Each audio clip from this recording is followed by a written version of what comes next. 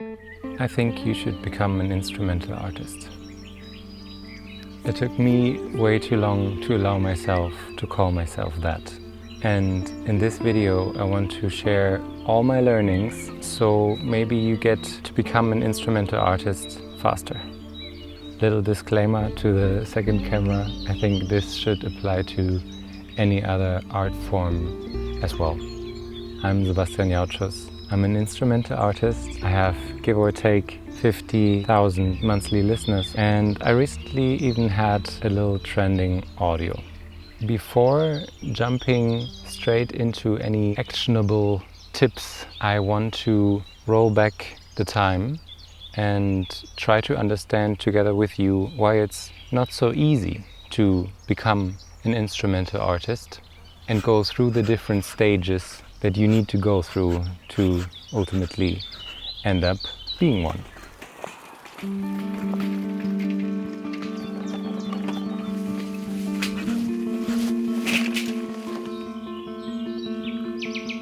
As young, upcoming artists, we tend to be proudly naive, having big ideas and being solid dreamers. At least that was my case. Sooner or later, we get hurt.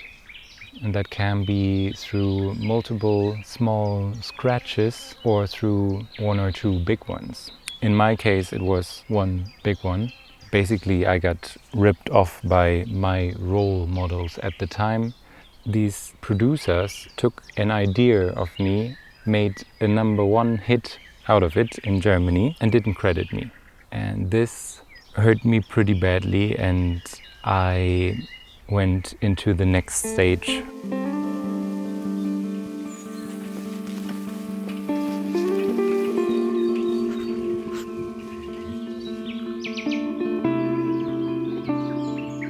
And I think that's extremely natural to, when you get hurt, come up with genius strategies to stay away from what hurt you in the first place. And in, I think most cases, at least in mine, that meant letting go of making music completely.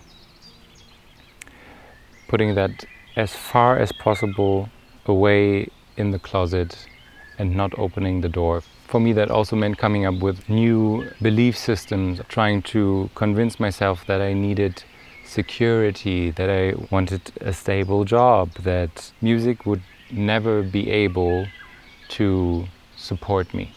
Don't get me wrong, that's a completely fair strategy if you are at that point. But at some point, I couldn't stand the urge to make music any longer, so I started to take my first steps in the next phase.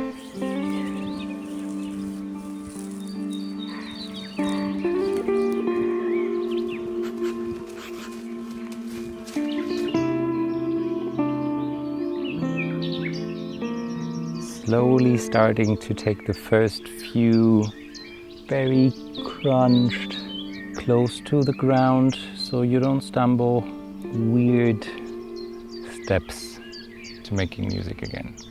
And I feel like that is where most of us get stuck for a long, long time. Because it is somewhat a comfortable place, and that's also the risk of that stage. Because if you're comfortable, you tend to sit in that for a long time, because why do something that is putting you actively at the risk of getting hurt? But in this video, I want to give you all the learnings I got, how to get out of the slow exploration stage to rapid exploration, fast iterations, really giving yourself the freedom to make music a way bigger part of your everyday life again. So if that's what you are looking for, stay with me as we enter the next stage.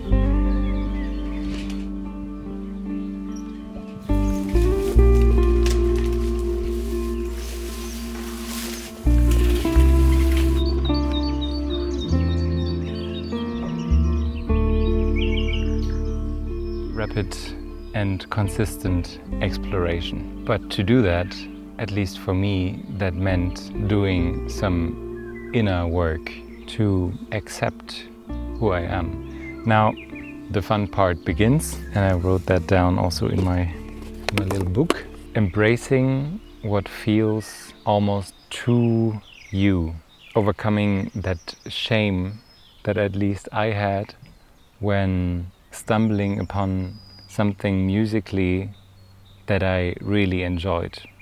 The first actionable point would be to accept your cheesiness, whether that's like a very clean, reverby electric guitar sound, whether that's instrumental music.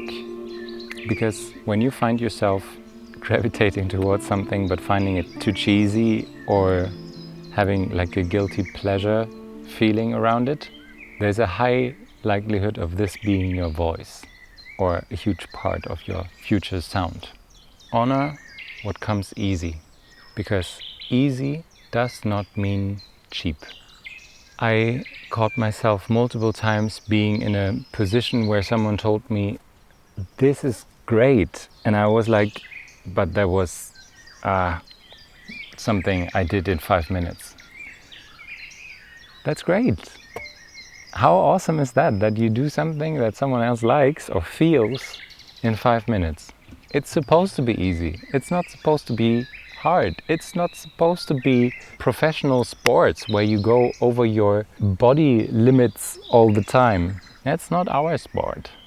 We're making something that flows through us and therefore can be well received by other people because they can easily connect to it.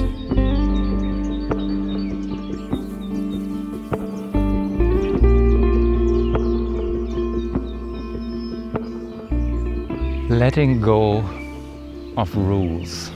On the one hand, that could be do not judge your work until it's done. For example, the amp introduces latency, so when I record and I don't put it a nudge to the left, then it's not aligned.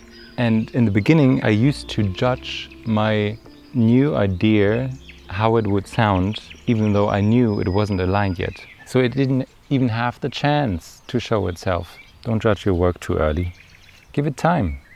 And over time, you will learn to trust. It will be great in the end. You just have to do the work. You just have to invest some energy, some love into it. Make stuff. It doesn't have to be great. But as with everything, the stuff you do most, you tend to be best at sooner or later. And also, there is no definition what a finished song is. So you can really call it done whenever you want. I worked on one song, I remember, a year. And after that year, now I cannot bear to listen to it because I'm so done with it. I'm so sick of it. So sometimes it's good to call something done just because you want to go to the next thing. I think this is like a fox cave, I guess.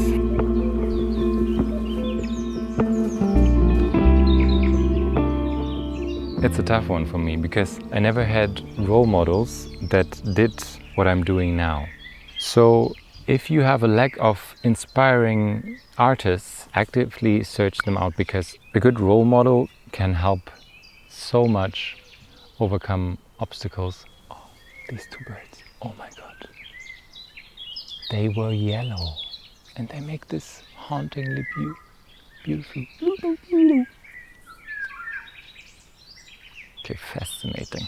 For example, I just found out about Hermanos Gutierrez. I didn't know that it was possible to play shows as an instrumental guitar artist. So just learning about them doing crazy shit has helped me get a new drive into what I wish for myself.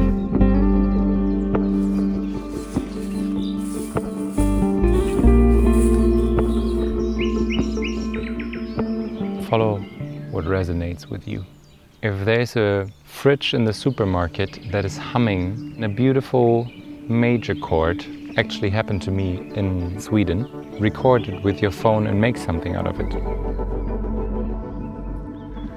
Also, when I think about moving to a new place, I always ask myself, would I make music here? does this create music?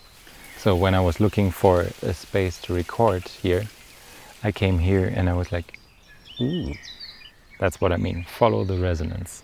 And this is a big one. Don't put, oh, a falcon. I'm so blessed getting to experience this. Whew. Don't put your eggs all in one basket. If you need to have a side job, if you need to have a main job, for me it was the best thing to not have the pressure on my music to have to basically be successful. Pressure really does not help.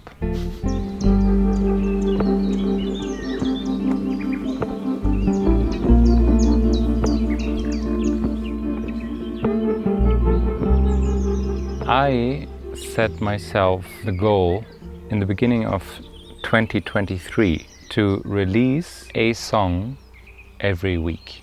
Also, I gave myself constraints. Like right now, I'm just making electric guitar instrumentals. So I don't know if that will help you, but having like this clear schedule and having a very defined range of possible options helped me to put out new music constantly and really come to the sound and the music I'm doing right now. Finally getting found by a label definitely helped me as well. I got very lucky because Sky Valley Records is a very young label and I feel like we are growing very parallel. So yeah, shout out to Nathaniel. But I got lucky as soon as I constantly put out music and as soon as I started to find this electric guitar sound. Basically a few weeks later Nathaniel found me. It didn't really take long, so I think it's on you to do the first steps to get out of the slow experimentation phase into the rapid experimentation phase. Accept who you are, make the music you want to do, dream whatever dream you want to have that is connected to your art. Find similar people that also do stuff you love and resonate with. And let me know if this was helpful, if I forgot something that helped you along the way. And I'm sending you lots of this awesome nature, relaxed energy. Thank you for watching. Bye. It's funny how you get to know a place the longer you sit in it. I really recommend sitting for a long period of time in one place in nature you've never been before. It's just so entertaining. Damn.